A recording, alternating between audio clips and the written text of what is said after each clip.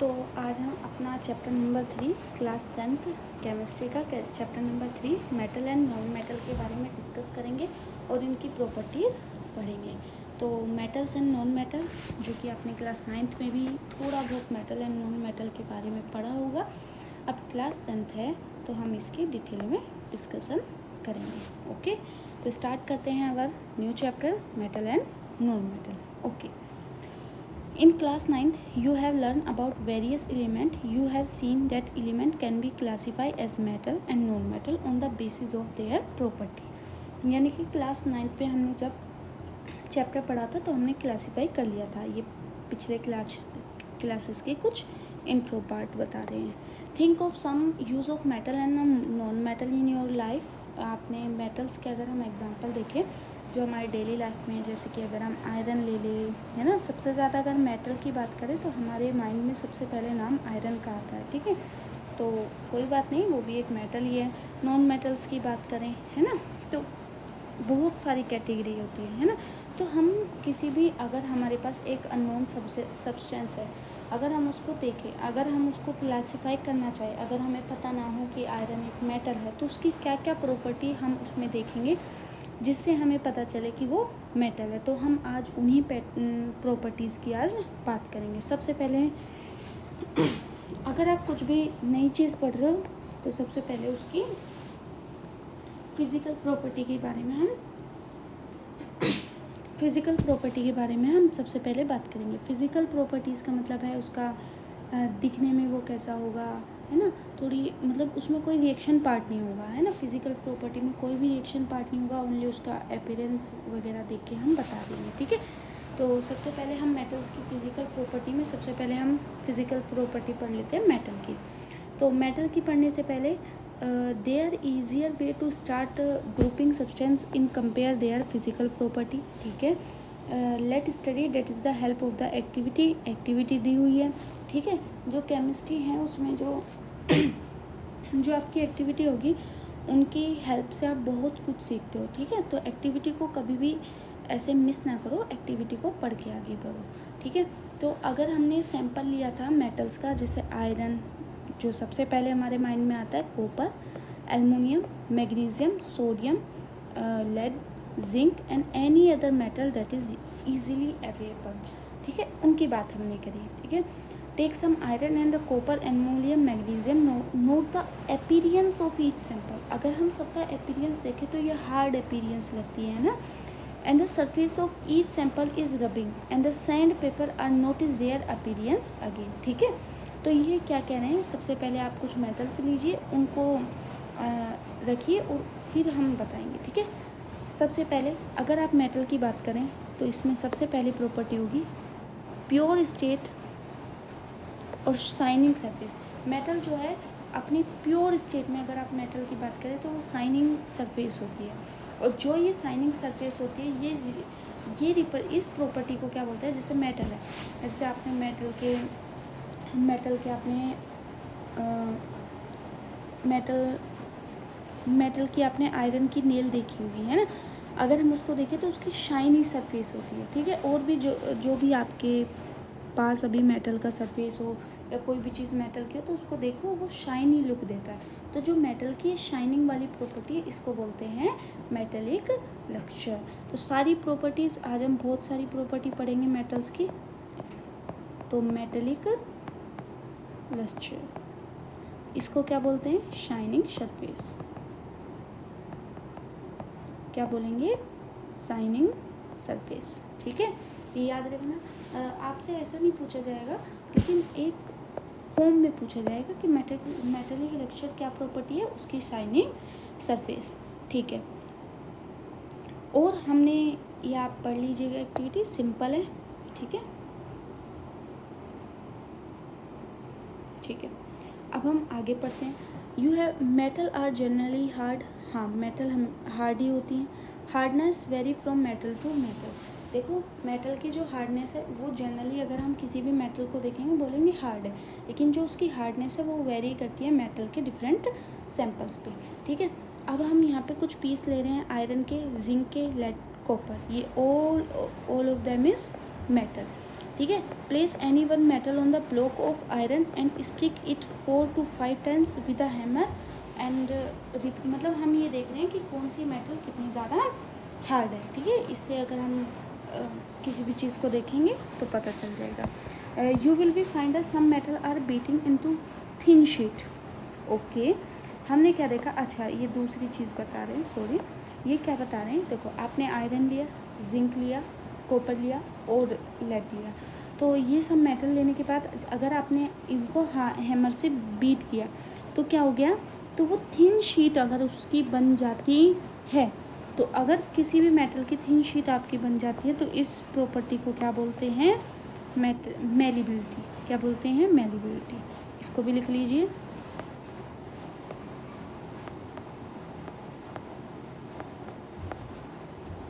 Beaten into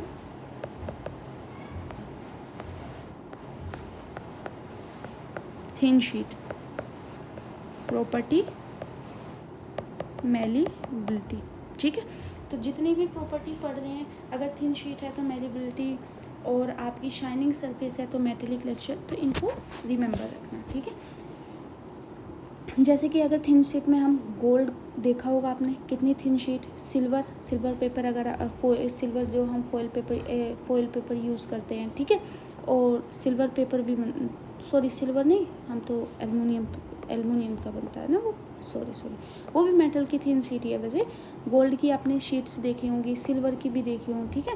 तो इनकी metals की प्रॉपर्टी होती है कि वो अगर हम मेटल को प्रेस करेंगे तो वो एक थिन शीट बना लेगी। The ability of metal to draw into thin wire. अगर देखो, अगर आपने एक मेटल ली, ठीक है, मेटल अपनी प्योर फॉर्म में इस टाइप से, अगर आपने उसको थोड़ा सा हीट किया और अगर आप उसका एक वायर बना पड़े, जैसे एल्युमिनियम के वायर हम यूजेस होते हैं, है ना, तो अगर हम उसको एक वायर की फॉर्म में कर पा रहे हैं तो इस तरह की प्रॉपर्टी को क्या बोलते हैं, डक्टिलिटी। तो डक्टिलिटी कौन सी प्रॉपर्टी होगी, वायर वाली, ठीक है।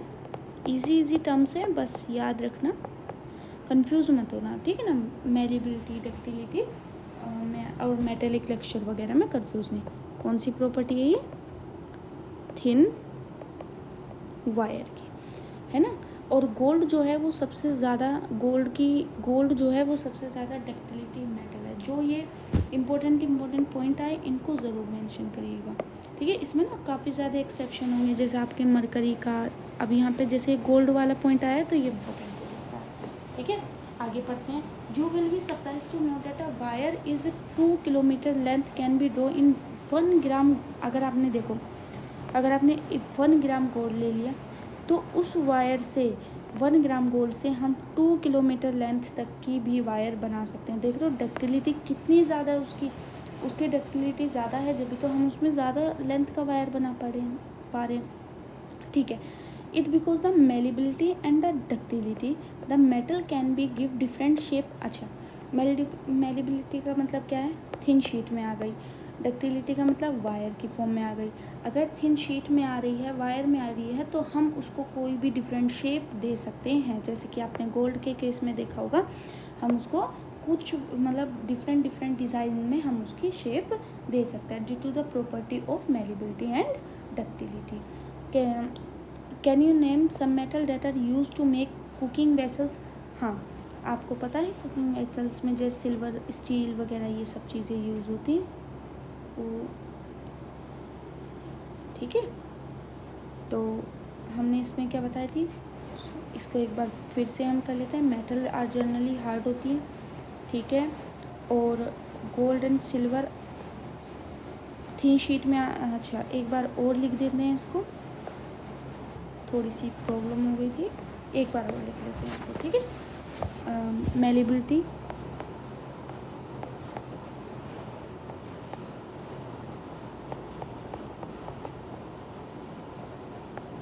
थिन शीट,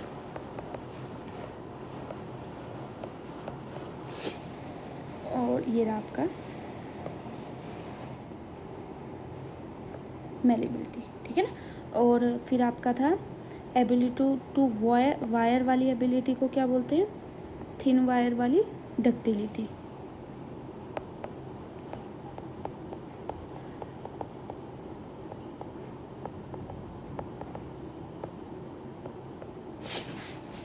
और गोल्ड सबसे ज़्यादा डक्टिलिटी मेटल है। Gold is the most ductility metal, और ये हमने पढ़ लिया था, ठीक है। It is the because of the malleability and ductility the metal can be give different and shape and size. Okay, can you name some metal that are use to make cooking vessels and do you know why these metal are use to make vessels. ठीक है, आप देख सकते हो जैसे कि aluminium के हो गए, कॉपर के हो गए, ठीक है। Take a aluminium and copper wire, clamp this wire on the stand. अच्छा, ये एलुमिनियम या कॉपर कोई भी मेटल ले सकते हो, और इसको हमने ऐसे कर दिया।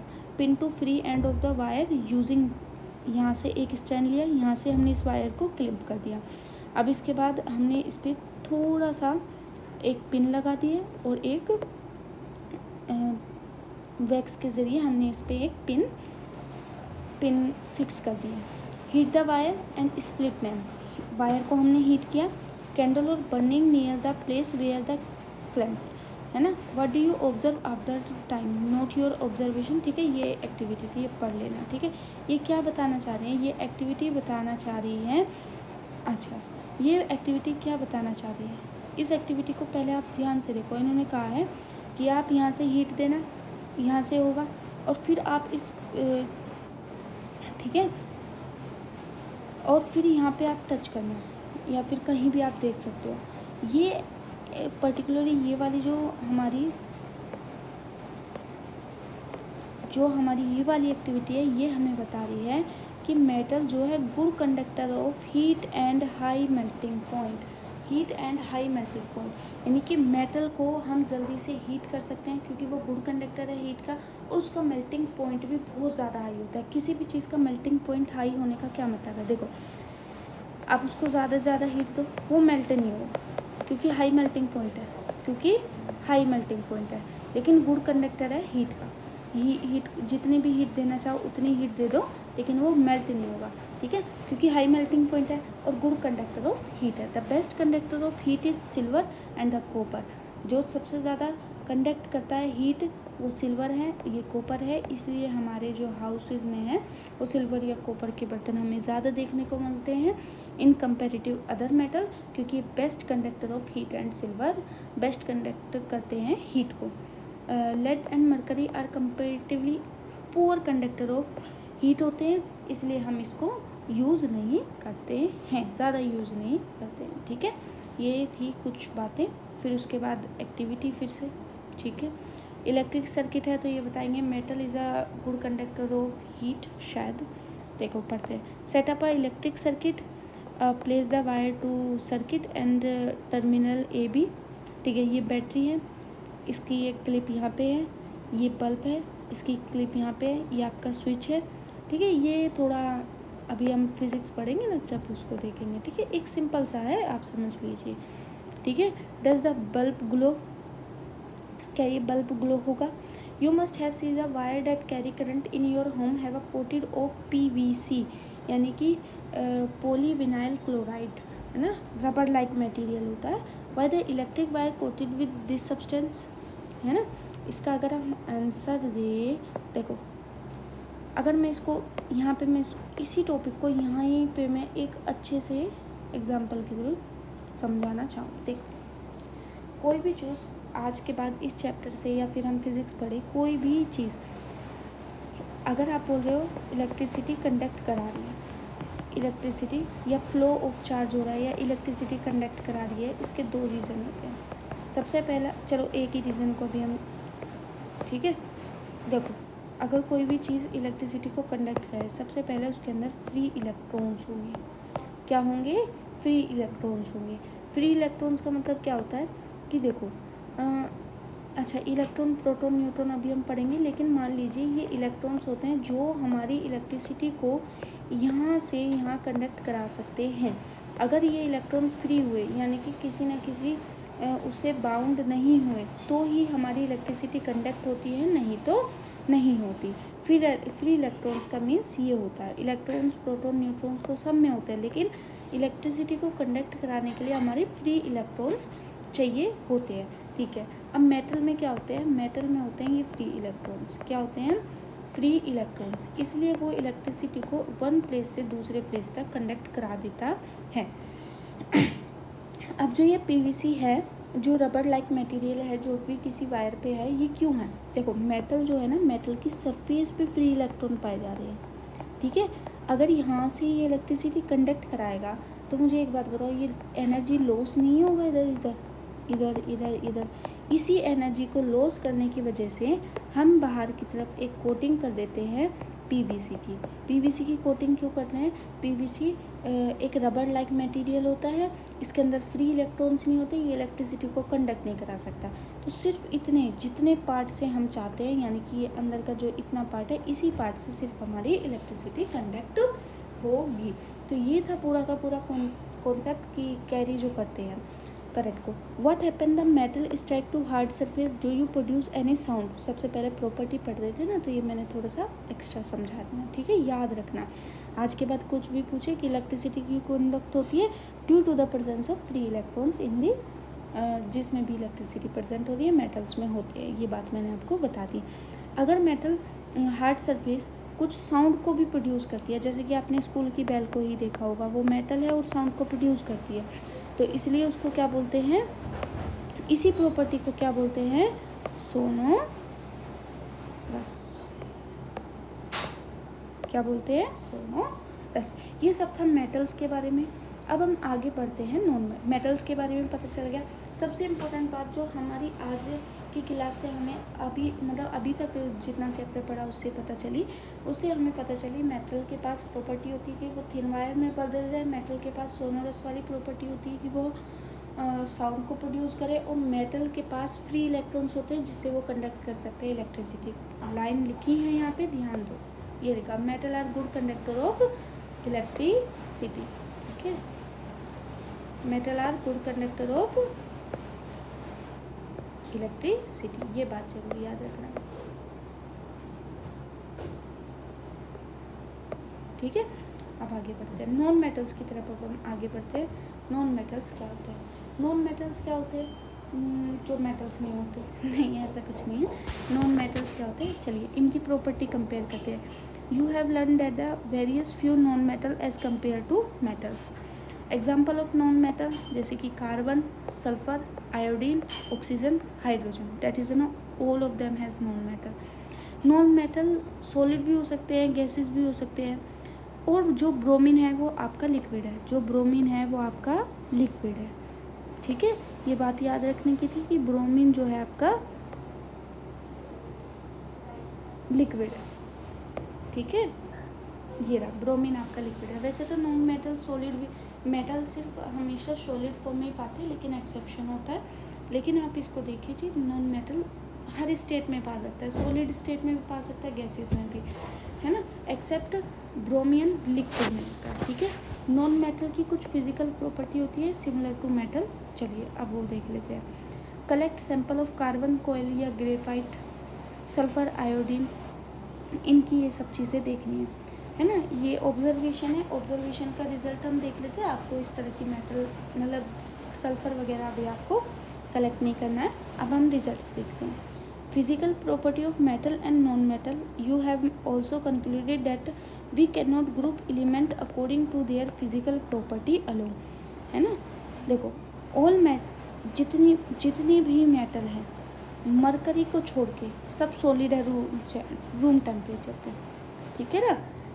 Metal have high melting point, gallium, अच्छा ये सारे एक्सेप्शन हैं, ये सारे के सारे बहुत ज़्यादा इम्पोर्टेंट हैं। ये वाली इम्पोर्टेंट लाइन से इनसे क्वेश्चन आएंगे, ठीक है, इनसे क्वेश्चन बनते हैं। तो ये वाली लाइन,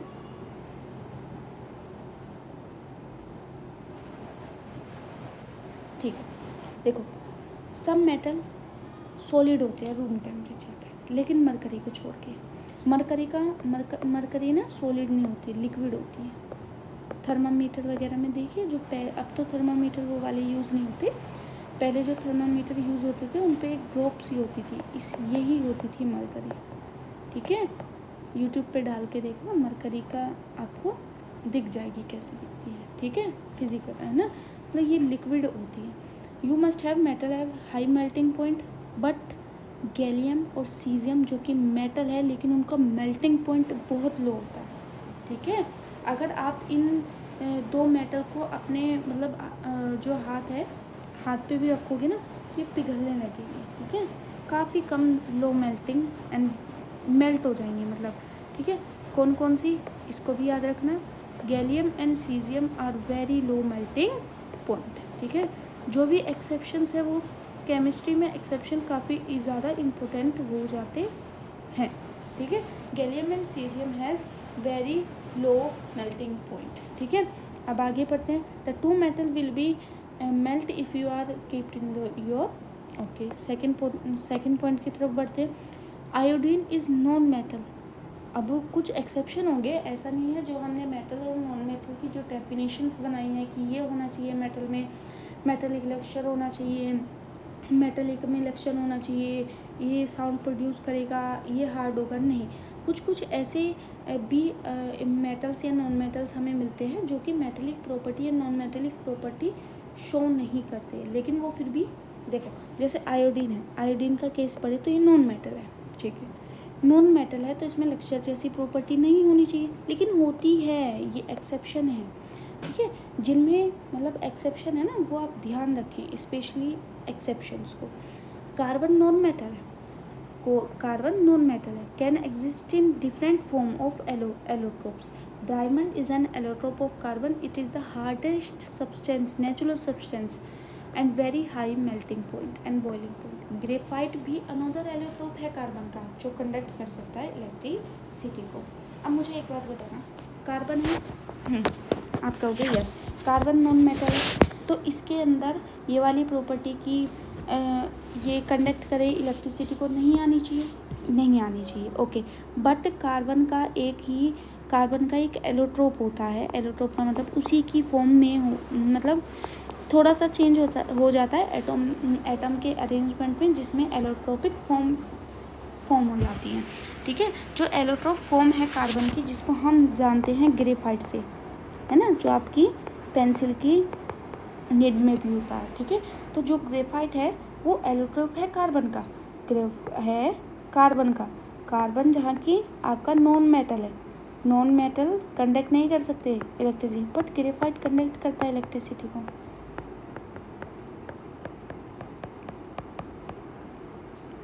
ठीक है। तो ये एक्सेप्शन ज़्यादा इम्पोर्टेंट हो जाते हैं, ठीक है। इन सबको आप याद कर लीजिएगा, सारे के सारे एक्सेप्शंस को, कि गैलियम सीजियम का लो मेल्टिंग पॉइंट होता है लेकिन मेटल होते हैं, ठीक है। Alkaline metal lithium sodium potassium, alkaline metal are soft and they can cut with a knife, okay. Metal में अभी आपने पढ़ा था कि मेटल्स क्या होती हैं, मेटल्स वही हार्ड होनी चाहिए, क्या होनी चाहिए, मेटल का नाम सुनते ही आपने कहा मेटल की प्रॉपर्टी होती है हार्ड होती है, लेकिन कुछ एक्सेप्शन है। एक्सेप्शन कौन से हो गए, एल्कलाइन मेटल जो होंगी,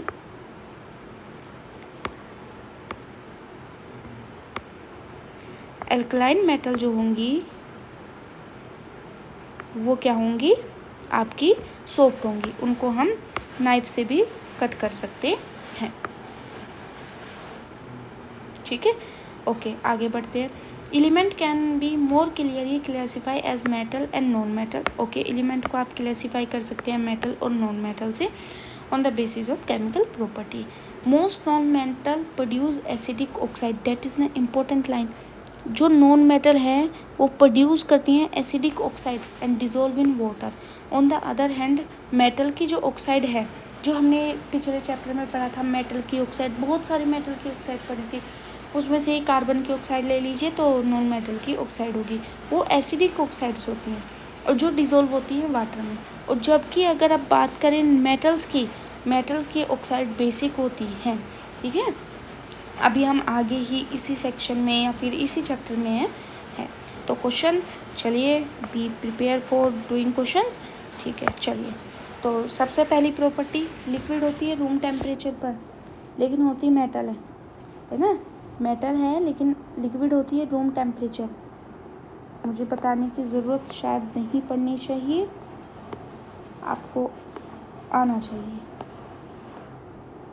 मरकरी, ठीक है।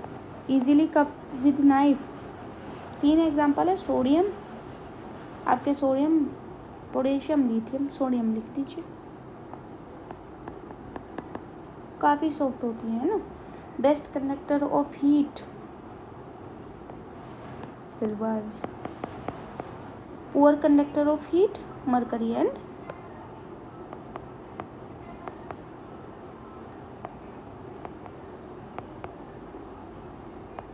Okay. Meaning of malleability and ductility, malleability और डक्टिलिटी आप बता सकते हो, अभी अभी पढ़ाइए, उनकी डेफिनेशन लिख देना। मेलिबिलिटी का मतलब होता है थिन शीट वाला, डेफिनेशन लिखनी है आपको। और डक्टिलिटी का मतलब वायर की फॉर्म में जो था वो डक्टिलिटी हो गया आपका, ठीक है।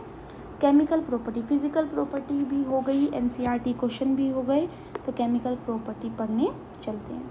तो चलिए केमिकल प्रॉपर्टी पढ़ते हैं मेटल्स की, ठीक है। फिजिकल प्रॉपर्टीज हमने फिनिश कर ली,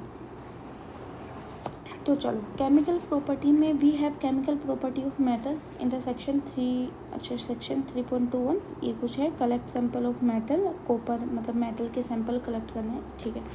चलो अब मेटल का अगर हम ऑक्सीजन, चलो metal what happen when metal are burn in oxygen. अगर मेटल को आप बर्न करो in the presence of oxygen, क्या बनेगा? मेटल को आप बर्न करो in the presence of oxygen तो क्या बनेगी?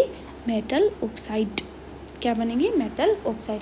पिछली जो हमारी क्लास थी, शायद फर्स्ट चैप्टर था, जिसमें हमने मेटल्स के ऑक्साइड को यूज़ किया था रिएक्शन के वक्त, तो उन्हीं ऑक्साइड को आज हम बनाना सीखेंगे कि किस टाइप से हम रिएक्शन को मतलब मेटल की ऑक्साइड बना सकते हैं। You have been activity 3.8 magnesium burn in air dazzling white flame. First, अरे हमने फर्स्ट चैप्टर में नहीं पढ़ी थी, मैग्नीशियम को बर्न किया था, मैग्नीशियम को बर्न किया था इन दी प्रेजेंस ऑफ ऑक्सीजन, और आपका बना था मैग्नीशियम ऑक्साइड। बनी थी कि नहीं बनी थी? तो ये तो आपको पहले से ही पता कि कोई भी मैग्नीशियम क्या थी आपकी? मेटल। मैग्नीशियम क्या थी आपकी? मेटल। मेटल को बर्न करो in the presence of oxygen, metal oxide. Metal को प्रेजेंस करो in the presence of oxygen, metal oxide, ठीक है। Almost all metal combine with oxygen to form metal oxide. Almost सारी ही ये वाली रिएक्शन तो दे देती है। कुछ मेटल की ऑक्साइड बनाने की देख लेते हैं। कॉपर को आपने हीट किया, कॉपर को हीट किया इन एयर, कंबाइन हो गया ऑक्सीजन के साथ। एयर में क्या होती है? ऑक्सीजन, और क्या बन गया? Copper 2 oxide. ब्लैक ऑक्साइड होता है ये, ठीक है। एक बार रिएक्शन अगर आपकी एनसीईआरटी बुक में आ रही है तो रिएक्शन को एक बार लिख ज़रूर लीजिएगा, याद हो जाती है। और नेम के साथ ही रिएक्शन को पेपर में करना, कॉपर ऑक्साइड, ठीक है।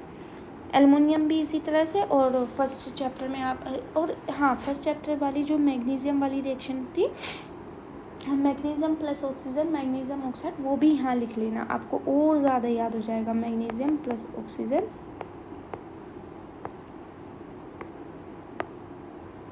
Magnesium oxide. Aluminium plus oxygen, aluminium oxide. कौन सी ऑक्साइड बनती है एक बार लिख के देख लेते हैं। एल्युमिनियम प्लस ऑक्सीजन, और ये 4 3 ये तो पता है ना, रिएक्शन बैलेंस कर रखी है, ठीक है।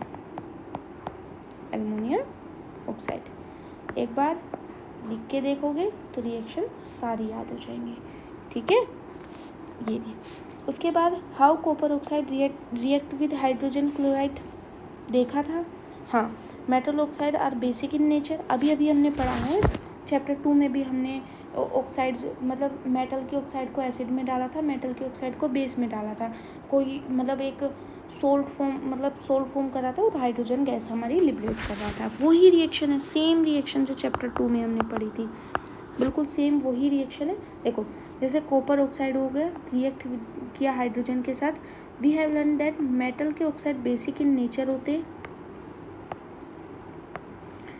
Metal oxide basic in nature. Become some oxide जैसे कि aluminium oxide and zinc oxide acidic भी हो सकते हैं और बेसिक भी हो सकते हैं। एक्सेप्शन को हमेशा याद करना, सारी की सारी मेटल के ऑक्साइड बेसिक होते हैं नेचर में, लेकिन दो मतलब जो मेटल है एल्युमिनियम और आपके जिंक है वो एसिडिक भी हो सकते हैं और बेसिक भी हो सकते हैं। और सोल्ट बनाएंगे और वाटर बनाएंगे। सोल्ट बनाएंगे वाटर बनाएंगे और इसको क्या बोलते हैं, एम्फोटेरिक ऑक्साइड। एम्फोटेरिक ऑक्साइड्स क्या बोलते हैं अभी बताती हूँ। एम्फोटेरिक ऑक्साइड्स वो होती हैं जो जैसे कि जो एसिड और बेस दोनों से रिएक्शन कर सके, ठीक है। जैसे मान लो एल्युमिनियम है, एल्युमिनियम ने मतलब एसिड के साथ मेटल ऑक्साइड, ये वो वाली रिएक्शन अगर मैं आपको लिख के दिखाऊं, मेटल की oxide plus acid, metal oxide plus base, हमने चैप्टर 2 में ये सारी रिएक्शन पढ़ी थी और अब यहाँ पे मेटल ऑक्साइड की रिएक्शन के साथ पढ़ रहे हैं, ठीक है। एल्युमिनियम की ऑक्साइड लिए और आपका एसिड लिया है HCl, ठीक है। तो एल्युमिनियम क्लोराइड बना और हाइड्रोजन वो वाटर तो सब में बनेगा ही। एल्युमिनियम की ऑक्साइड ली, बेस के साथ रिएक्शन, सोडियम एल्यूमिनेट और वाटर बनेगा, ठीक है। Most of the metal oxide are insoluble in water but some of dissolve in water to form alkaline. Sodium की जो ऑक्साइड है और पोटेशियम की जो ऑक्साइड है वो एल्कलाइन नेचर शो करती हैं, प्रोड्यूस एल्कलाइज। जैसे कि देखो सोडियम की ऑक्साइड, अगर आपको रिएक्शन याद करनी है तो ऐसे याद कीजिए, HOH NaOH KOH, ठीक है, इस टाइप से याद कीजिए, ठीक है। ये याद रखना, एक्सेप्शंस अगेन इम्पोर्टेंट हो जाते हैं हमारे।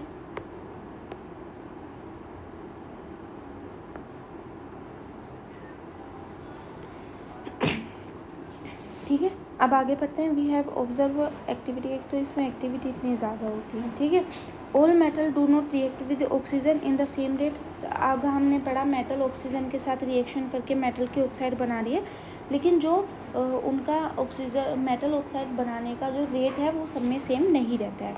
Different metal so different reactivity toward oxygen. Metal such as potassium sodium react with vigorously to they can catch fire if they, मतलब हाँ, अगर आपने पोटेशियम ले लिया और आपने सोडियम ले लिया, अगर आप चाहते हो जैसे मैग्नीशियम का ऑक्सीजन मैग्नीशियम ऑक्साइड, जैसे आपने पोटेशियम सोडियम ले लिया, अगर आपने इनको रिएक्ट करा दिया मेटल से तो कभी इनकी रिएक्शन इतनी मतलब इतनी ज़्यादा विग्रेसली होती हैं कि वो कैच फायर भी लग सकती है, ठीक है। तो ऐसा नहीं है सब में मतलब काफ़ी फास्ट रिएक्शन हो रही है, ऐसा नहीं है कि सब रिएक्शन सेम रेट से हो जाती हैं, है ना। सबका रेट सेम नहीं होता, सबका अलग अलग रेट है होने का। To protect them to prevent acidic fire they can keep immerse in kerosene oil. इनको प्रोटेक्ट रखने के लिए अब मुझे एक बात बताओ, पोटेशियम एंड सोडियम है, पोटेशियम है एंड सोडियम है, ठीक है। अब इनको रखे कैसे कि अगर हमने इन्वायरमेंट में रख दिया, खुले इन्वायरमेंट में रख दिया, ऑक्सीजन के साथ रिएक्शन करेंगी तो भाई ये तो वहीं पे ब्लास्ट हो जाएंगे, नहीं। इनको इस चीज़ से बचाने के लिए हमारे पास है कैरोसिन। क्या है हमारे पास? कैरोसिन, ठीक है। तो हम इनको किस में रखते हैं? कैरोसिन ऑयल में, ठीक है, इसी चीज़ से बचाने के लिए। An ordinary temperature the surface of metal such as magnesium aluminium zinc are covered with a thin layer of oxygen. Magnesium को आपने बाहर रख दिया, एल्युमिनियम को बाहर रख दिया, जिंक को बाहर रख दिया, इन को बाहर रख दिया, तो इनके ऊपर इनके ऊपर क्या हो जाएगी? ऑक्साइड की एक लेयर फॉर्म कर जाएगी, ऑक्साइड की एक लेयर फॉर्म कर जाएगी, ओके। तो आगे बढ़ते हैं। Metal further oxidation, protective oxide layer क्यों बनती है? जाकि मेटल फिर दोबारा से ऑक्सीडाइज ना हो जाए, ठीक है, ऑक्सीडेशन से बचाने के लिए। Iron does not burn on heating but iron flame burn vigorously when sparkling in the flame of burner, ठीक है, ठीक है। Copper does not burn, copper burn नहीं होती, but the hot metal is coated with black colour layer of copper oxide. Copper oxide burn नहीं होती लेकिन ऊपर उसके ऊपर ऑक्साइड की लेयर बन जाती है। सिल्वर एंड गोल्ड रिएक्ट ही नहीं करती ऑक्सीजन के हाई टेम्परेचर पे, इसलिए हमारी जो ज्वेलरी वगैरह जो होती है वो गोल्ड सिल्वर की क्यों होती है? पता चला आप जैसे गोल्ड और सिल्वर की क्यों होती है हमारी ज्वेलरी? देखो, अगर गोल्ड एंड सिल्वर है दोनों मेटल, और हम जहाँ पे रहते हैं जैसे मान लीजिए ये है, इसने गोल्ड की ज्वेलरीज पहनी है, अगर ये बाहर निकला अगर ये बाहर निकला, इसने गोल्ड की ज्वेलरी, अगर ये घर से बाहर गया, और घर से बाहर क्या है, ऑक्सीजन, क्या है, ऑक्सीजन, ऑक्सीजन से रिएक्शन कर देती है ना, है ना। इसलिए लेकिन गोल्ड एंड सिल्वर क्या है, रिएक्शन ही नहीं करती ऑक्सीजन से। आप हाई टेम्परेचर में भी जाओ, कोई रिएक्शन नहीं होगी। इसलिए हम जो भी मेटल्स जो भी हम यूज़ करते हैं वो गोल्ड एंड सिल्वर का करते हैं इन कंपेरेटिव कॉपर का। ठीक है, आगे पढ़ते हैं। Anodizing is a process of forming thick oxide layer of aluminium. Aluminium develop in thick oxide layer. Aluminium के ऊपर एक ऑक्साइड की लेयर हो जाती है, क्योंकि उसको एयर से बचाने के लिए। एल्युमिनियम के ऑक्साइड जो है coat make it resistant to firm corrosion. Corrosion क्या होता था कि मतलब उनके ऊपर एक आयरन के ऊपर ब्राउन कलर की लेयर फॉर्म कर जाती थी, एल्युमिनियम के ऊपर भी। तो उसी कोरोजन से बचाने के लिए एल्युमिनियम या मेटल के ऊपर ऑक्साइड की लेयर हो जाती है। The resistance can improve further by making the oxide layer thicker. During anodizing, a clean aluminum article is made the anode and the electrolysis dilutic sulfuric acid।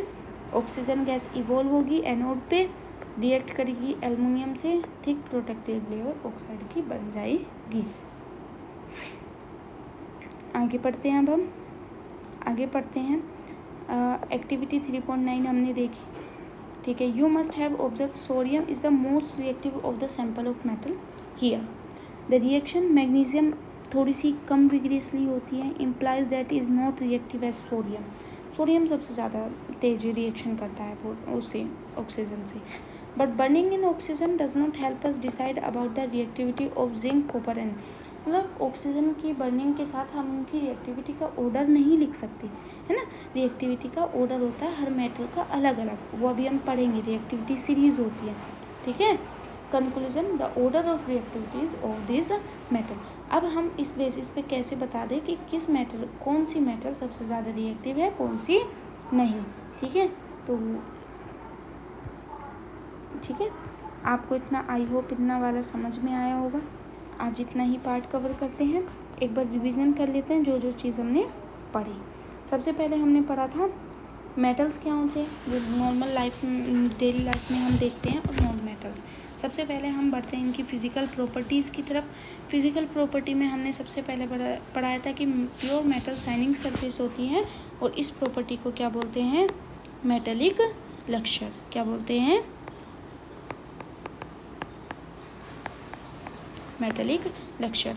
फिर हमने metal hard होती हैं generally, अगर thin sheet में आप metal को बना पा रहे हो तो मेलिबिलिटी, और थिन वायर में बना पा रहे हो तो डक्टिलिटी, है ना। हम